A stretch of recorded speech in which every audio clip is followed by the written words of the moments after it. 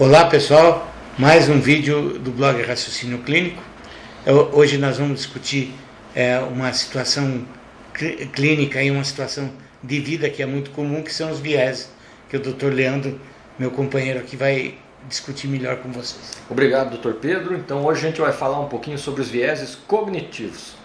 Para entender essa questão dos vieses, a gente vai ter que chamar atenção para um fato que é realidade, mas que poucas pessoas se dão conta.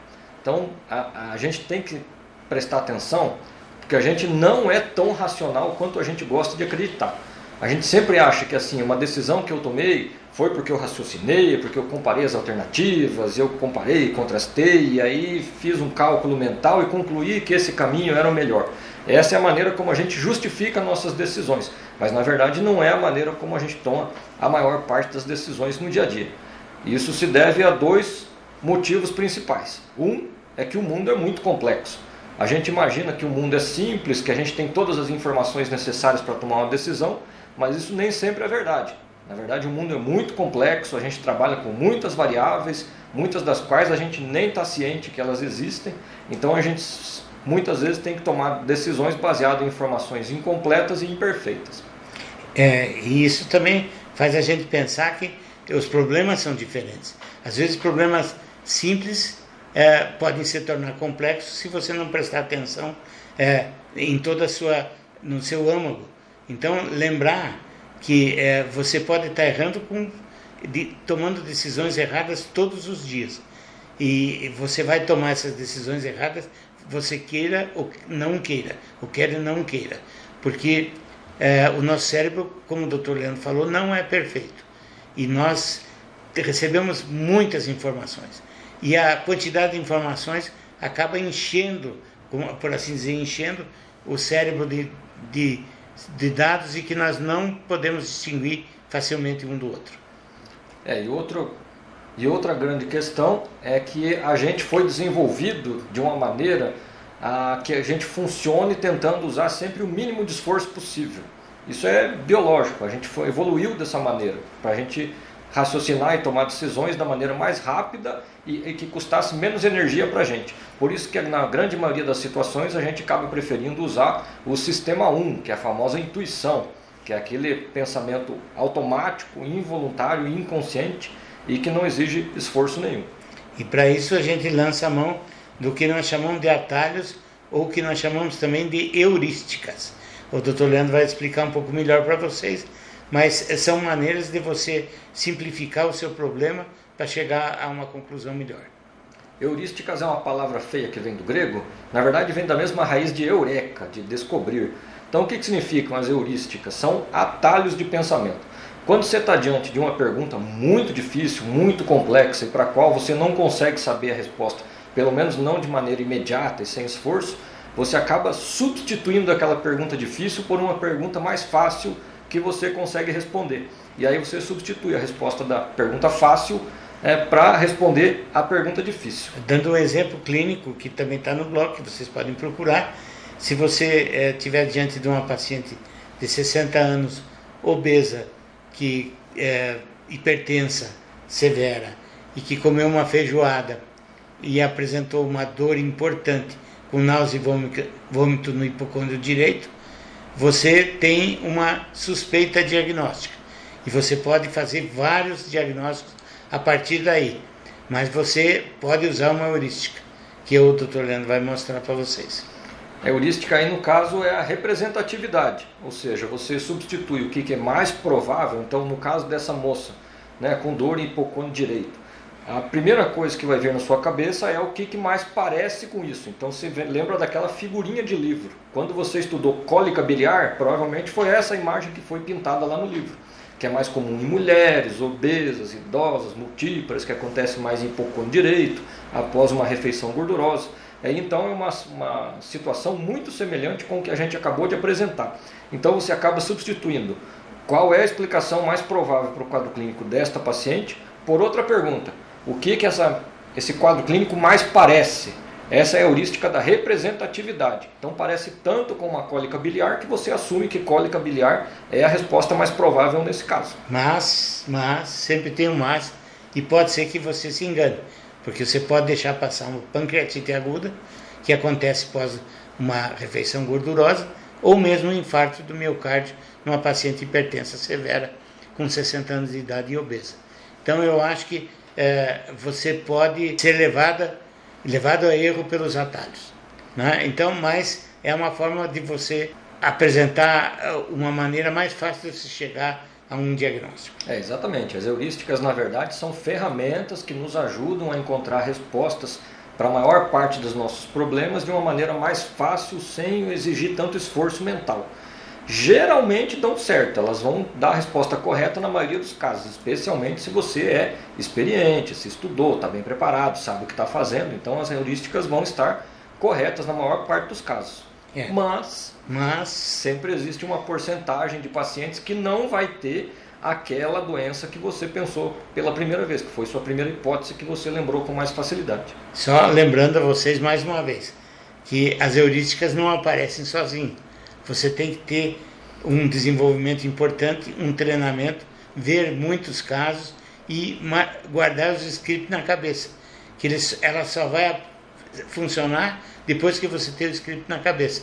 No caso, por exemplo, da cólica biliar, se você nunca viu uma cólica biliar antes, se você nunca viu uma descrição, pelo menos, de uma cólica biliar antes, você vai errar de qualquer forma. E aí, para quem não sabe o que são scripts de doenças, fica a sugestão de vocês assistirem o nosso vídeo sobre scripts, que está na descrição aparecendo aqui, né? Então, para quem não sabe o que é, assiste o nosso vídeo lá, que é muito importante conhecer os scripts também. O problema das heurísticas é que elas podem acabar levando a gente a outra coisa, que são os vieses. Vieses são desvios sistemáticos do pensamento. É quando o seu pensamento ele sempre é desviado na mesma direção quando você encontra uma situação semelhante.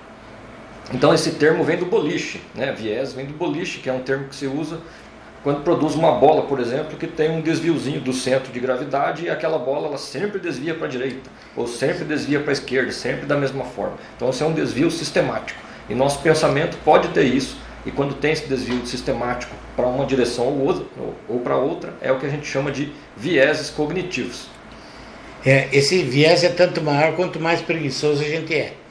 Porque muitas vezes você vê um caso e já acha que terminou, né? Esse é um viés de fechamento prematuro. Você diz, não é isso, e sistematicamente você erra, porque você fechou o diagnóstico sem tomar o devido cuidado de levantar os dados, de estudar o paciente, saber exatamente os scripts e fazer o raciocínio correto.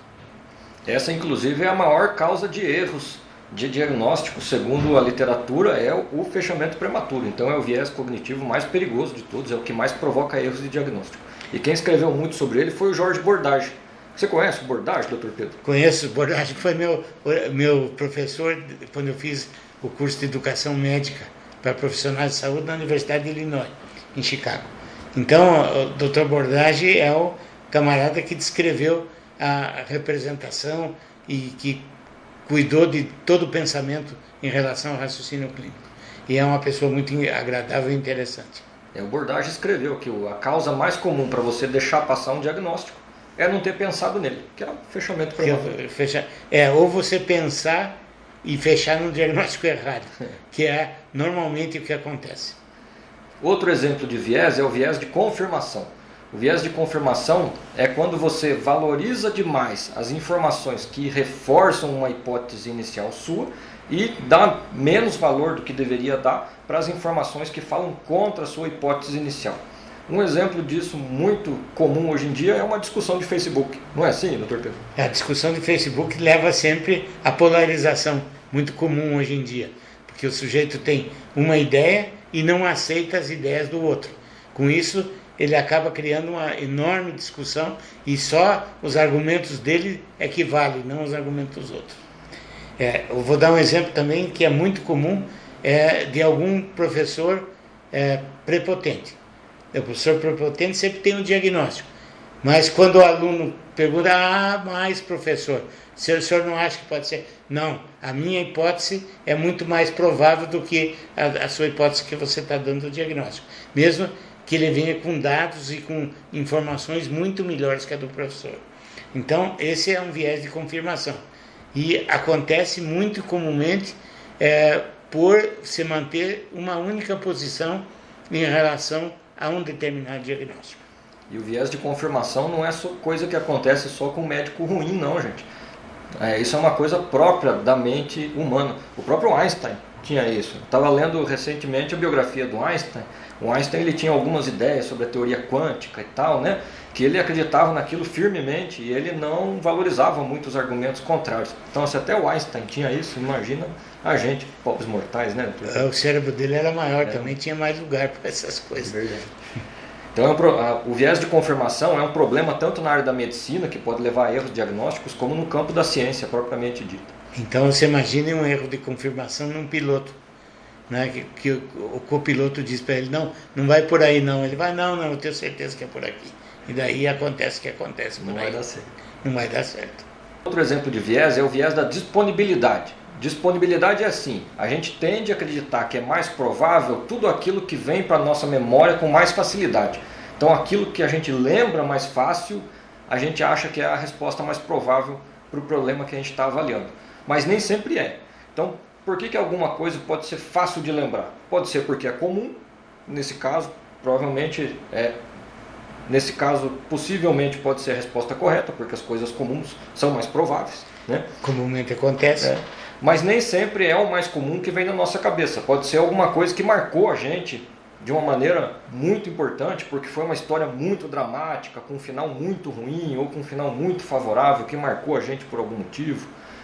Ou uma doença muito rara que a gente fez o diagnóstico e que a gente ficou marcado por aquilo. Nossa, fiz um diagnóstico da doença X que nunca ninguém ouviu falar. Isso também é outra coisa que pode levar a você lembrar dessa hipótese com mais facilidade. Eu na verdade sempre tive um viés desse tipo.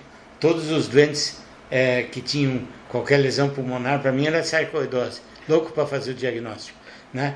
Eu vi um caso quando eu era residente, depois não vi mais nenhum, e todos os diagnósticos, obviamente, que eu fiz nos meus 50 anos de medicina estavam errados.